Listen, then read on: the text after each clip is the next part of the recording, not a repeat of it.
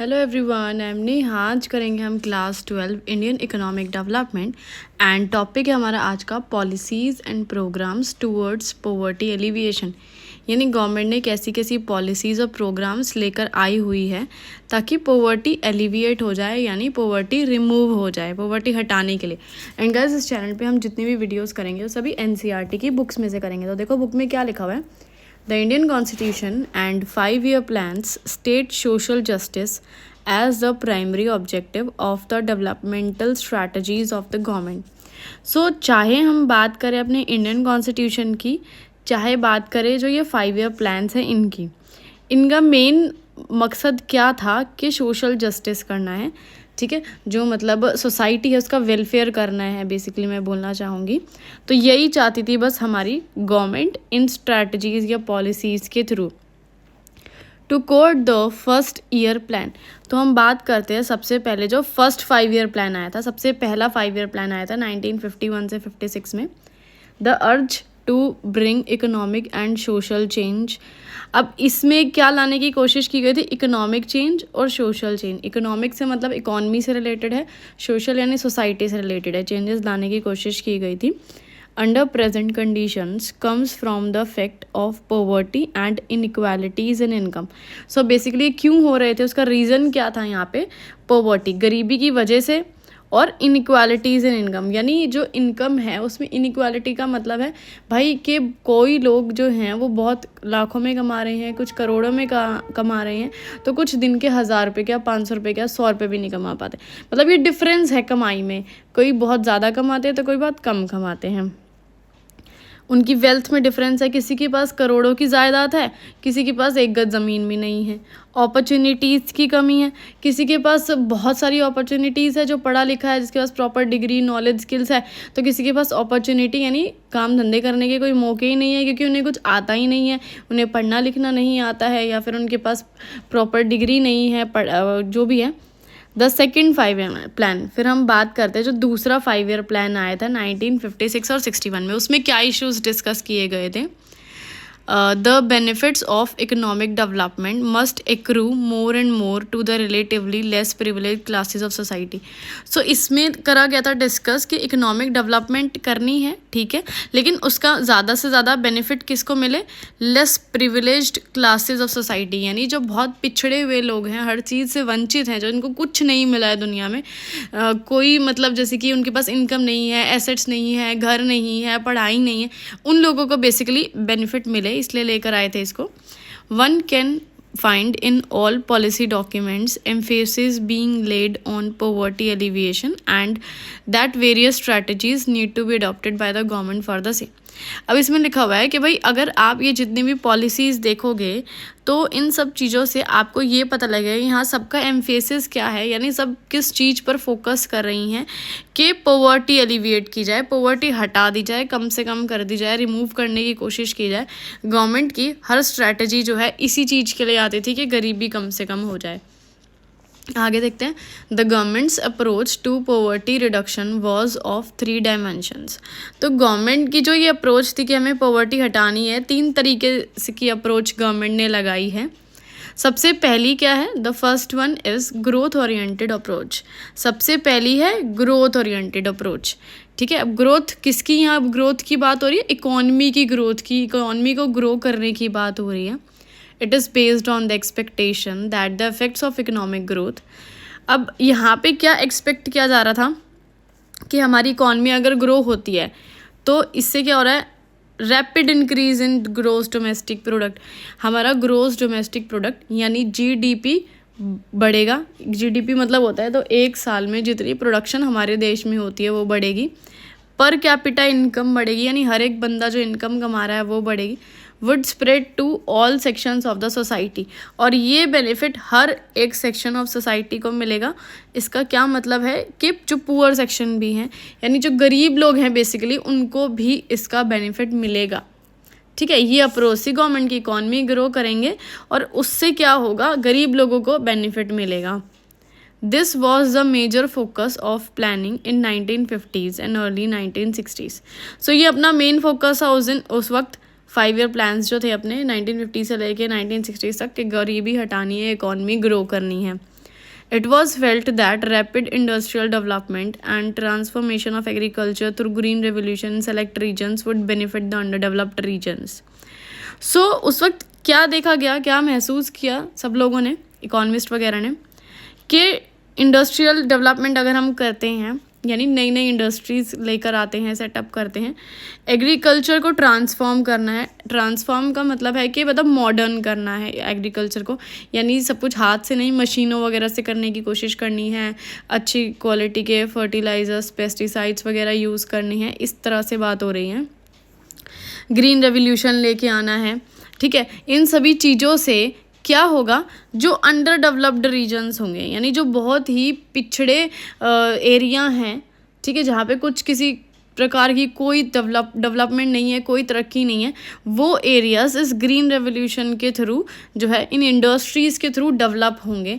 या फिर जो हमारे बैकवर्ड सेक्शन ऑफ कम्युनिटी हैं, यानी जो पिछड़ी जातियां हैं, उनको बेनिफिट मिलेगा ग्रीन रेवोल्यूशन के थ्रू, एग्रीकल्चर जो है ट्रांसफॉर्मेशन के थ्रू, इंडस्ट्रीज़ नई नई आने के थ्रू, इनको जो है मेन बेनिफिट मिलेगा. ये सोचा गया था उस वक्त ऐसा. You must have read in chapters 2 and 3 that the overall growth and the growth of agriculture and industry have not been impressive. तो पिछले चैप्टर्स की बात करी जा रही है, सेकंड थर्ड 2 चैप्टर्स की यहाँ बात करें. बोले हमने उन सब में ये पढ़ा था कि ओवरऑल ग्रोथ हो रही थी, ठीक है, एग्रीकल्चर भी ग्रो कर रहा था, इंडस्ट्री भी ग्रो कर रही थी, सब कुछ ग्रो कर रहे थे, लेकिन वो चीज़ें इम्प्रेसिव नहीं थी, यानी हमें सेटिस्फेक्शन देने वाली ग्रोथ नहीं थी, बहुत स्लो ग्रोथ थी.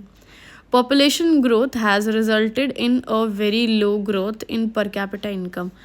अब जो population grow कर रही थी वो बहुत ज़्यादा तेज़ी से हो रही थी, लेकिन उसके कंपैरिजन में जो पर कैपिटा इनकम है वो बहुत धीरे बढ़ रही है. लोग तो नए नए पैदा हो रहे थे, बड़े हो रहे थे, सब चीज़ें हो रही है, लेकिन जो उनकी तनख्वाह बढ़ रही है पर मंदा, वो कम बढ़ रही है, धीरे बढ़ रही है.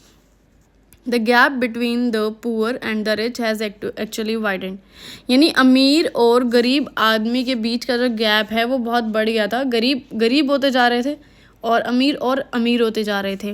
पता ना, पैसा से ही पैसा कमाया जाता है. The green revolution exacerbated the disparities regionally and between large and small farmers. So यहाँ पे क्या हुआ कि ग्रीन रेवोल्यूशन की वजह से क्या हुआ, बहुत ज़्यादा डिस्पैरिटीज़, डिफरेंसेस आने लगे रीजन्स में, ठीक है.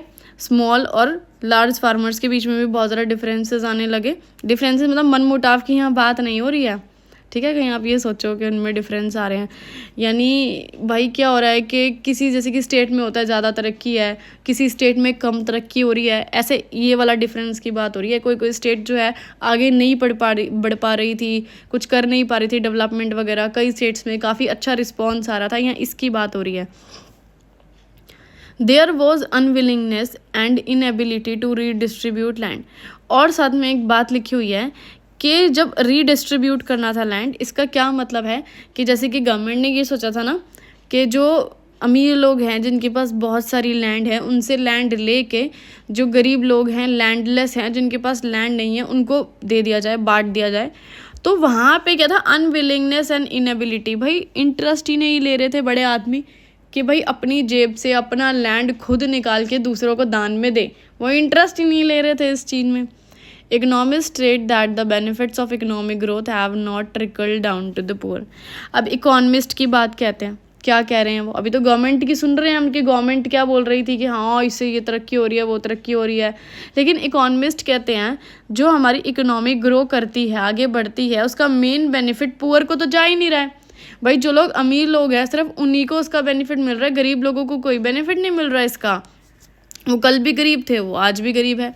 While looking for alternatives to specifically address the poor, policymakers started thinking that incomes and employment for the poor could be raised through the creation of additional assets and by means of work generation.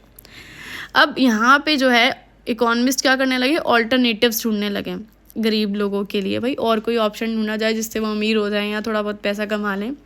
So policy makers ने क्या सोचना शुरू करा कि भाई जो आपके गरीब लोग हैं उनको उठाया जा सकता है, ठीक है, उनकी इनकम को रेज यानी बढ़ाया जा सकता है, उनके लिए एम्प्लॉयमेंट अपॉर्चुनिटीज़ लेके आ सकते हैं गरीब लोगों के लिए.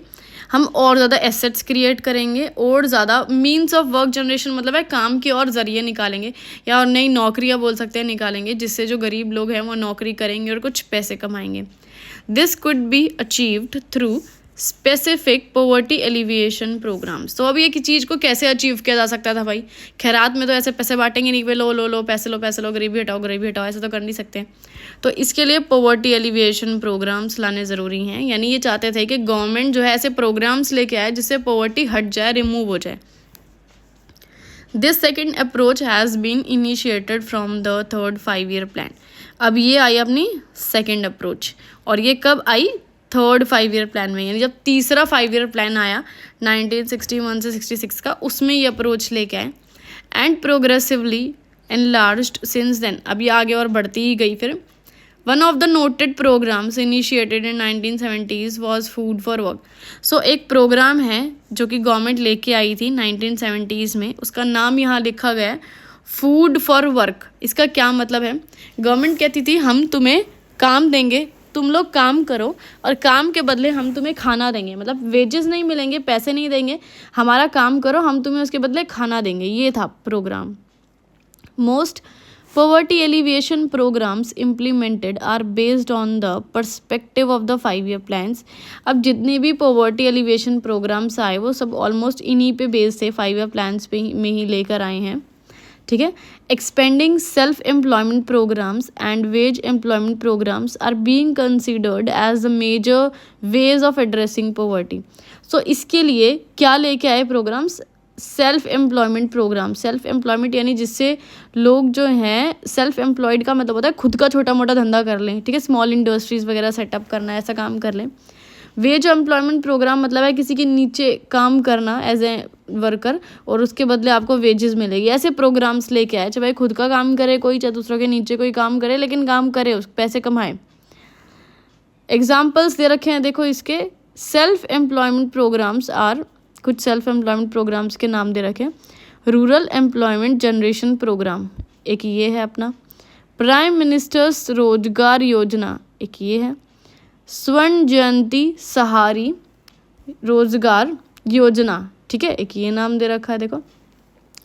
The first programs aims at creating self employment opportunities in urban areas. जो पहला वाला प्रोग्राम है, ठीक है, वो किस चीज़ के लिए लेके आया था, सेल्फ एम्प्लॉयमेंट अपॉर्चुनिटीज़ के लिए शहरों में, ताकि लोग अपना खुद का काम स्टार्ट कर सकें, अपनी खुद की इंडस्ट्री स्टार्ट कर सकें। इसके लिए गवर्नमेंट हेल्प करती थी।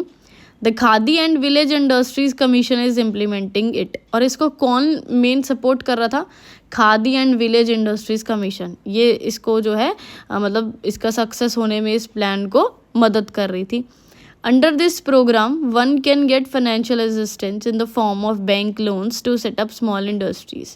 So इस प्रोग्राम के अंदर क्या था कि अगर किसी को इस प्रोग्राम से जुड़ना है तो उससे क्या होगा, बैंक उसे फाइनेंशियल असिस्टेंस देगी, फाइनेंशियल हेल्प देगी, बैंक से वो जाके लोन ले सकता है और एक स्मॉल इंडस्ट्री, छोटा सा अपना बिजनेस सेटअप कर सकता है। The educated unemployed from low-income families in rural and urban areas can get financial help to set up any kind of enterprise that generates employment.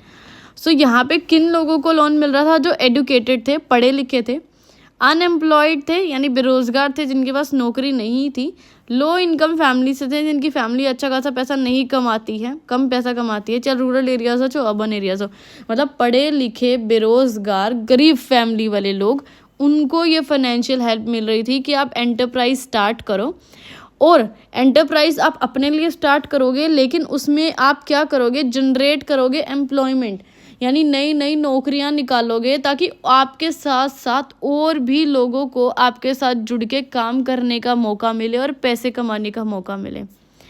इस स्कीम के अंदर PMRY SJSRY मेनली, अब ये जो अगली स्कीम है ये इसका मेन एम क्या था अपना, क्रिएटिंग एम्प्लॉयमेंट अपॉर्चुनिटीज़ लेके आनी है, चाहे वो सेल्फ एम्प्लॉयमेंट हो चाहे वेज एम्प्लॉयमेंट हो, शहरों में लेके आनी है। Earlier under self employment programs financial assistance was given to families और इंडिविजुअल्स। अब अगर हम पहले की बात की जाए तो जो ये सेल्फ एम्प्लॉयमेंट प्रोग्राम्स थे, यानी जो जिसमें गवर्नमेंट जो है हेल्प करती थी, बच्चों को पैसा दिया करती थी कि भाई तुम अपना जो है थोड़ा बहुत छोटा मोटा बिजनेस स्टार्ट कर दो, उसके लिए फाइनेंशियल असिस्टेंस, फाइनेंशियल हेल्प देती थी।